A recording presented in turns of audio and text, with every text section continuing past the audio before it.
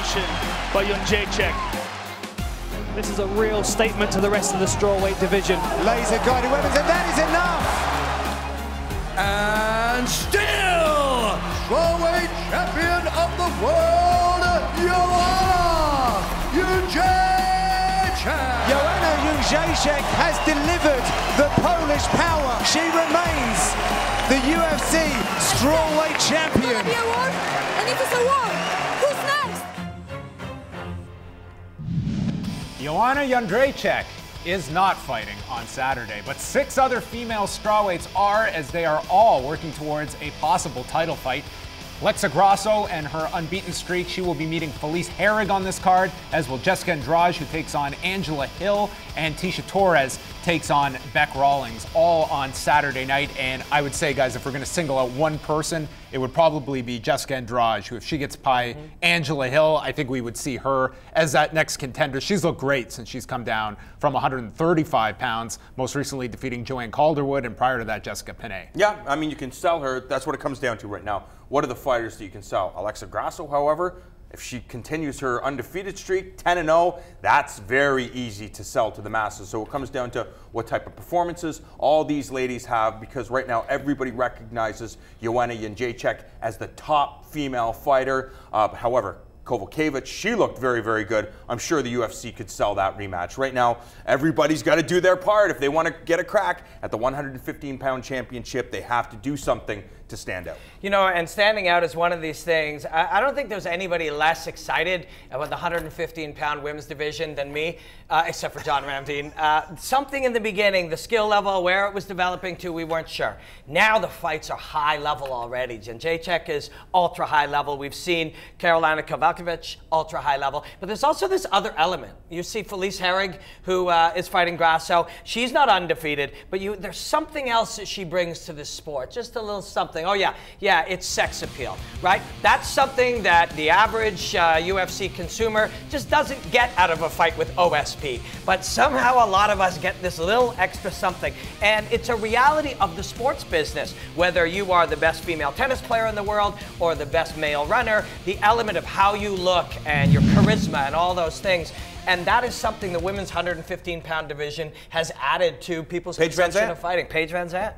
There's also, of course, Michelle Waterson, who is coming off that great victory over Paige Van Zandt. As impressive as that win was over Paige Van Zandt, 4.8 million people, that was the peak number for that fight on Fox, which dwarfed what we just saw this past Saturday night with Valentina Shevchenko and Juliana Pena. So certainly there is an appeal factor where Michelle Waterson may be the front runner, regardless of how Jessica Andrade looks this weekend, regardless of how Alexa Grasso looks. You're at least starting to see contenders emerge, and I think that the public is showing interest. Yeah, and you have to understand what type of platform you're on. If you're on network TV and you know that your opponent, the UFC, has put so much stock in your opponent, like Paige Van Zandt, it's a perfect opportunity for Waterson to come in there and steal the spotlight, and in a couple of fights, you get your crack at a UFC championship and all the gold that goes with it. Yeah, and the thing about this sort of uncomfortable reality between pure combat and, you know, charm and entertainment and all those things is, if you get that, congratulations, now you have to fight Joanna Jędrzejczyk. And if you look at how this woman fights,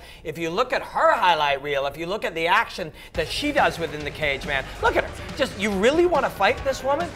Joanna is just evolved into something spectacular. Efficiency in the way she throws her punches, all 8 weapons, elbows, hands. Look at her pausing. And once you are backed up like that and you're so intimidated and damaged by what she's dished out, you're a sitting duck. And to be beautiful and talented and popular and have 4 million people watch you, great. Congratulations, you get to fight Joanna Jędrzejczyk. Let's take a look at the strawweight rankings featuring a number of the females that we just mentioned. Still ranked number 1 is Claudia Gadelha. As we go down the list here, Karolina Kowalkiewicz, Carla Esparza, Rose Namajunas, Jessica Andrade, Tecia Torres, who will be taking on Bec Rawlings on this card, and then Michelle Waterson, Joanne Calderwood, Marina Moroz, and Paige Van Zandt rounding out your top 10. Randa Marcos should be in there, I think. Yeah. Randa Marcos is another woman in there. I mean, we certainly have depth that I don't think was there when Carla Esparza first became champion coming out of that season of The Ultimate Fighter. Now we've gotten to see these women compete a number of times inside of the UFC against one another. Tecia Torres is another one, John, someone that you've got to speak with in the past and quietly had a run, but this is someone that, I mean, rightly or wrongly, wasn't winning in spectacular fashion. She's now coming off that loss and looks to rebound on Saturday. What's really interesting about Tecia Torres, she's very skilled, she works with a good team, but I had a chance to talk to her after her fight with Rose, and this was 2 months later at UFC 199, and she just couldn't seem to get past the fact that she lost that fight. Every question I asked her, she would bring it back to the Rose fight and the loss. I think she should not be thinking about her past failures and be thinking about what she needs to do to achieve success in her division. Hopefully after those couple of months, now it's been, 10 months since that fight, so 8 months since that time, you go back and you use that to improve, because that little highlight reel we just watched of Torres, the way she's playing with timing and distance, very skilled, very, very skilled. Andrade is another one that I look at, because at 135 pounds, she was dangerous, and that's something else that we get to add to this division, is athletes who at 135 were undersized and very, very good. And Andrade, man, you want to have that torso, that ability to generate power from the hips with hooks and uppercuts. You want to have that in this close on you. Powerful, powerful girl. Youth as well, yeah. Good coaching now. And so there's a lot of, it's only a couple of years ago, this division, easy to get excited about because, they're young and interesting and there's a whole new division of personalities. But skill-wise, we weren't sure. Now we're pretty sure. And as well, I mean, someone that we haven't brought up in this conversation is the other half for Jessica Andrade's fight. That's Angela Hill, who left the UFC, became the Invicta champion, now returning to the UFC after a number of delays. I mean, odds makers very much favoring Andrade, and I think for good reason, but Angela Hill is someone as well that it took leaving the UFC, I think, for her to really evolve herself and mature outside of the bigger spotlight of the UFC. And there's certainly, you say the bigger spotlight, because that's really what it is. You look at how many female fighters on the UFC's roster fought for Invicta, and Angela Hill, she had 4 wins in Invicta, and it's really the same thing. She's fighting that pool, that talent pool, because really that's where they come from. They cut their teeth in Invicta and then make their way to the UFC.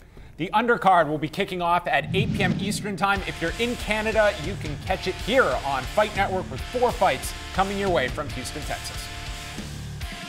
Coming up, former 18-time World Boxing and UFC Bantamweight champion Holly Holm takes on 10-time Muay Thai World Champion Germaine de Randamie for the inaugural Women's Featherweight title at UFC 208.